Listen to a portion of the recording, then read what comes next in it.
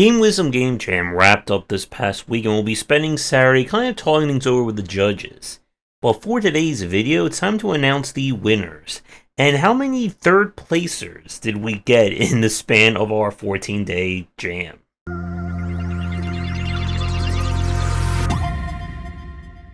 I would like to thank everyone who managed to submit and get a prototype done for the jam.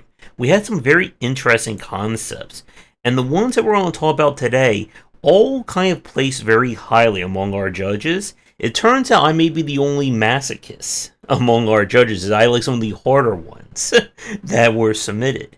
But what was very fascinating was that a lot of the concepts we saw could very well be strong enough to be turned into full games, or at least be developed further. So without further ado, let's get to our number 6 entry, and you'll understand why we start with number 6 in a few minutes. But that is for the game Former. Former was a kind of puzzle game. It felt almost like a mix between a Lemmings and Ultimate Chicken Horse, where instead of you being the platformer, you are the platform E, as you're building and setting up the platforms for your little weird guy to be hopping around and trying to get to the goal. I like the aesthetic of the game, very minimalistic, but it works for what they're trying to do with it. And there's certainly some potential here in terms of a puzzle-style, platforming, adjacent kind of game. What did hurt, and I think what kept it from placing higher, is that despite the originality, it was on the difficult side to play. The UI felt like we were fighting it, at least for me, in terms of trying to figure out where the little guy was going to hop around to, and not being able to pause or at least slow things down made things a little bit more, I think, Twitch dependent rather than more thinking. But still a lot of potential here as a future game. And our first of surprisingly lots of ties for 6th place goes to Siege Towers. This game took the kind of opposite day theme and went with it in terms of, instead of you building towers to defend against a base, you're building towers to attack a base. And the game allows you to kind of create and mix and match your towers and then send them out onto the field to reach the enemy.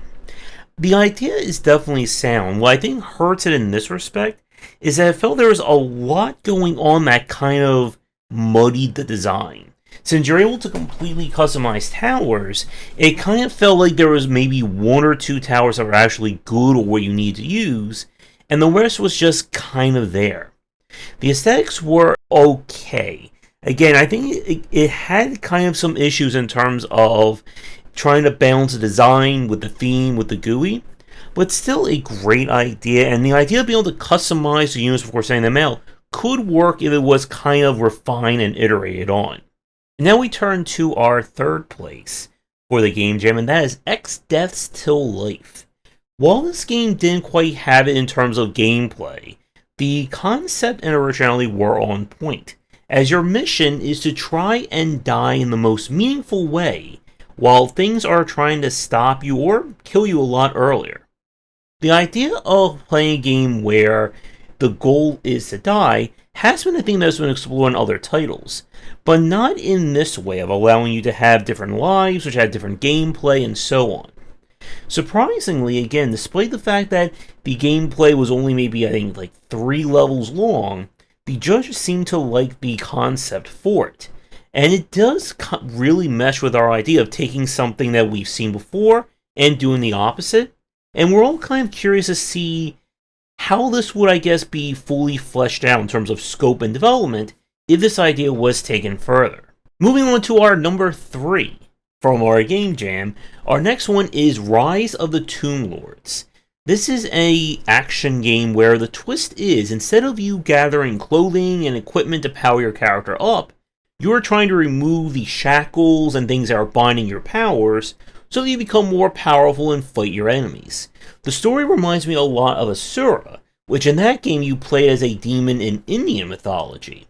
This time we're playing, I think it's a monster or a mummy in Egyptian mythology. In terms of kind of the general design, there's a lot going on in this game, or at least a lot going on in the prototype. With there being secrets to uncover, multiple upgrades, and even having a hard mode that makes the game even more challenging. The different powers all work in terms of providing utility and different ways of playing. What I think kind of kept it from ranking higher on the list is that the general movement felt like you were on ice skates, or trying to go for this like ARPG, like Diablo-esque feel, but it did just come off feeling a little bit hard to get some fine controls. But there's certainly potential here, either developing this out as kind of like a single-player action game, or even going like the roguelike route, with random or procedurally generating levels and environments, and altering what kind of order you get your various powers. But still a very well done entry. And now, surprise, surprise, for our number 3 of our best of lists, we have UI UX, or as it's been titled on the Game Jam, UI Puzzle Platformer. For this one, instead of you using the UI as a way to let you know how you're doing, the UI is, well, part of the puzzle solving. In this one, your different ratings for health, number of jumps, shots, and so on will affect the world based on how much you have of each. And the puzzle design here is that you need to figure out what your resources or what the UI is affecting the level in order to get to the door, exit door, and move on to the next. Despite there being a little bit issue the fact that you could just wall jump around, which the developers said they may have left Coyote Time a little too fast on, the design here is very solid, and this is some really solid puzzle design. And like a lot of our games, there is certainly room to develop this out with like more elements, more things introduced to affect the worlds, and just a very great concept in terms of its gameplay and its puzzles. Alright, you may be shocked, but we actually have our number 2. So for the runner-up of the Game Jam, it goes to Down to Earth. And as a bonus point, I did say that this game came the closest to one of my ideas that I came up with the Jam. This is a reverse platformer that instead of going from down to up, you are going from up to down, as you'll need to navigate your way from space back down to Earth. And that certainly fits with our opposite day theme. The game felt very solid to play, and I could see this being expanded either more levels, more challenges, maybe even like a getting over it kind of feel to it.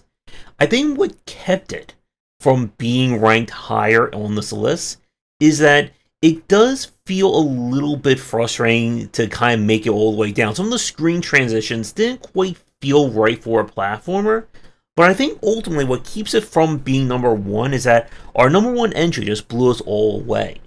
So Down to Earth was a really solid concept, and again, bonus Josh points for getting one of my concepts into the Jam.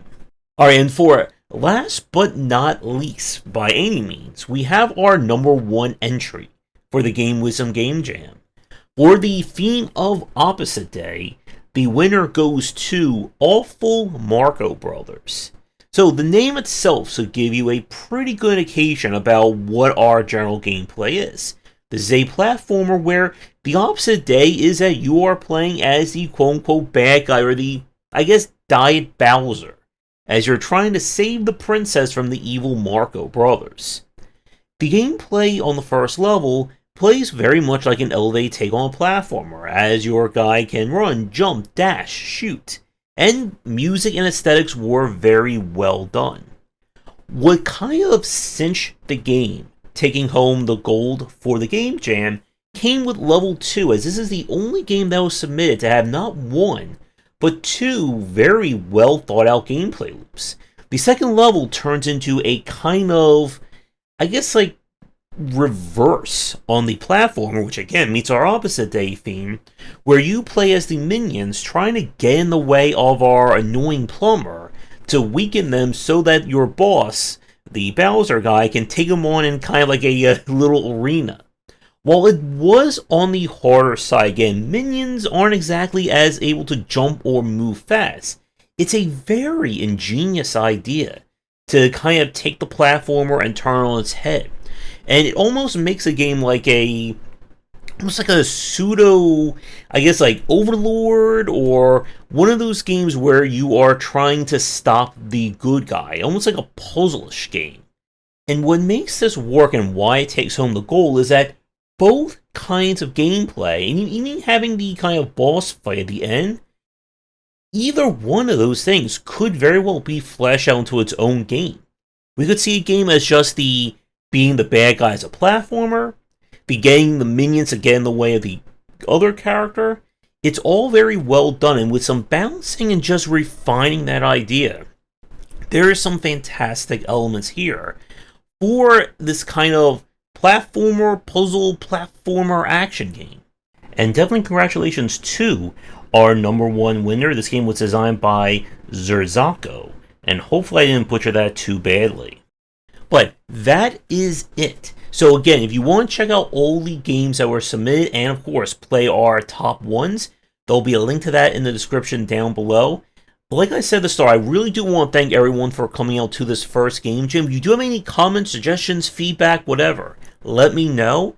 And like I said, there'll be more game jams coming up. I think I want to do at least one more for 2023, so stay tuned for that. That's going to do it for today's video. Thank you so much for watching. Be sure to do the YouTubing stuff people tell you to do. If you're interested in more of my thoughts on design, check out my books wherever they are sold. Visit our Discord and Patreon, and come back for daily discussions on game design here, and on Game Wisdom, where you some of the art and science of games.